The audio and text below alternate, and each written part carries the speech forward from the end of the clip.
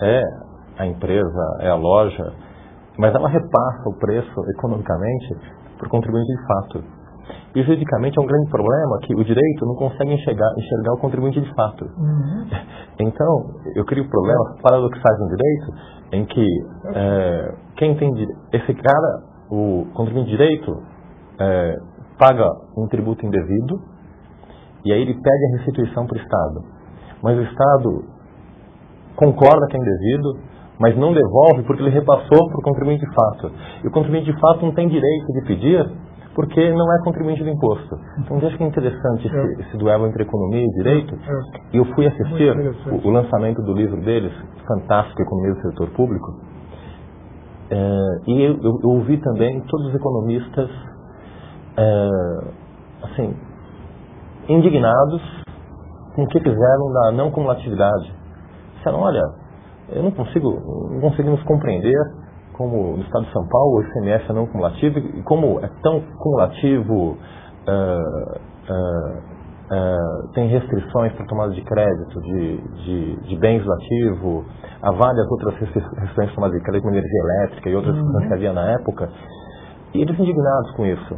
Mas na verdade, de alguma forma, são os economistas hoje em dia que acabam tendo uma ditadura e que acabam definindo como são esses sistemas, e isso acontece muitas vezes, essas restrições à não cumulatividade, ao ideal econômico da não cumulatividade, em razão de problemas de sonegação de prova. Exatamente. Porque sistemas como o ICMS, como o IVA, como o senhor comentou em vários artigos aqui, eles têm um problema que é justamente o direito a crédito é moeda.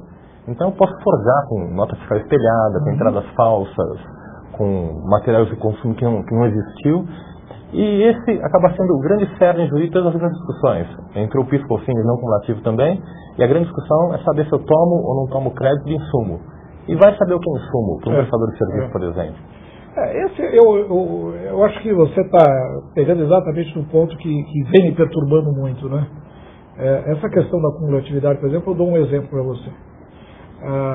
Para o economista, a distorção econômica se mede na medida em que um tributo altera os chamados preços relativos na economia.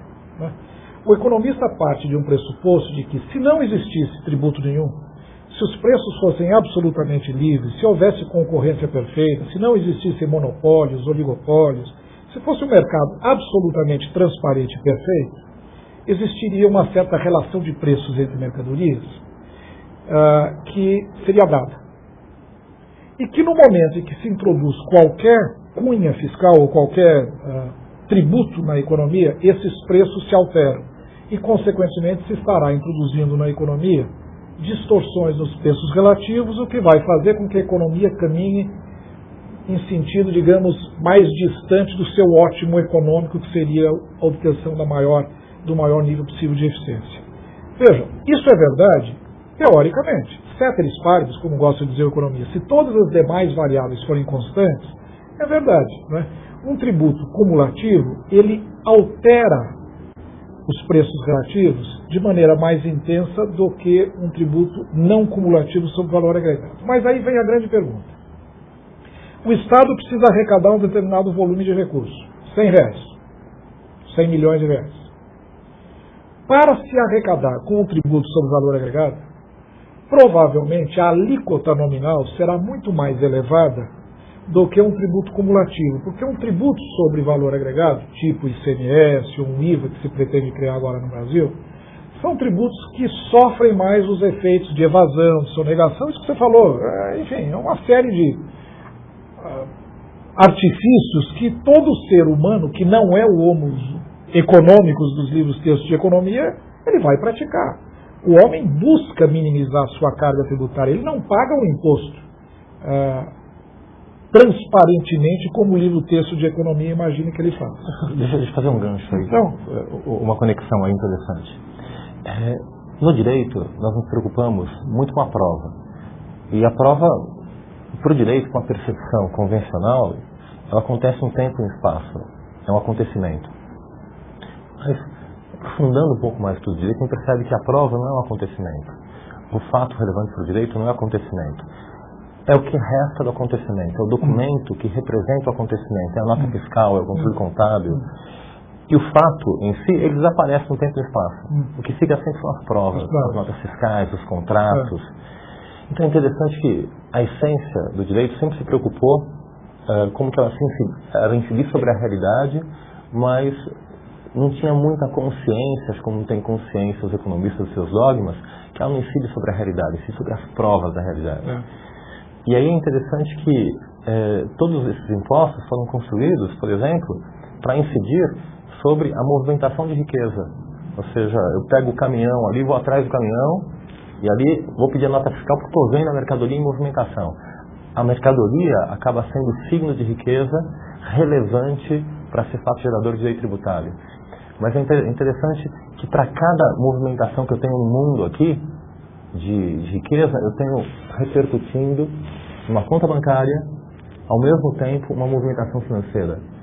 Então, muito interessante essa questão que, ao mesmo tempo, eu tenho um fato aqui, eu tenho um outro fato aqui, que também é preventivo de riqueza, e é muito mais fácil de controlar do que ficar pondo fiscal, gastando gasolina, correndo atrás das mercadorias que estão circulando. Esse é o ponto que eu estava querendo fazer. Então, você pega, por exemplo, como você mencionou, o fato que efetivamente vai dar, digamos assim, sustentação à arrecadação de um tributo sobre valor agregado, é a comprovação documental de determinadas operações que podem ser fraudadas. Então, para se gerar uma determinada arrecadação, você vai ter que ter uma alíquota muito mais alta do que, teoricamente, você imaginaria se não houvesse nenhuma evasão, nenhuma sonegação. Já um tributo cumulativo, muitas vezes, tipo um tributo sobre movimentação financeira, por ser de muito mais difícil sonegação e evasão, ele gera uma mesma arrecadação com uma alíquota nominal muito mais baixa. E aí entra a grande questão. Para gerar o mesmo produto, uma mesma arrecadação, eu estou trabalhando com duas alíquotas. Um tributo sobre valor agregado, com uma alíquota alta, e um tributo cumulativo, com uma alíquota baixa. Aí a questão fica completamente diferente. Com alíquotas iguais, está certo o dogma econômico. O tributo não cumulativo distorce menos a economia do que um tributo cumulativo. No entanto, se você tem alíquotas diferentes, a resposta não é inequívoca.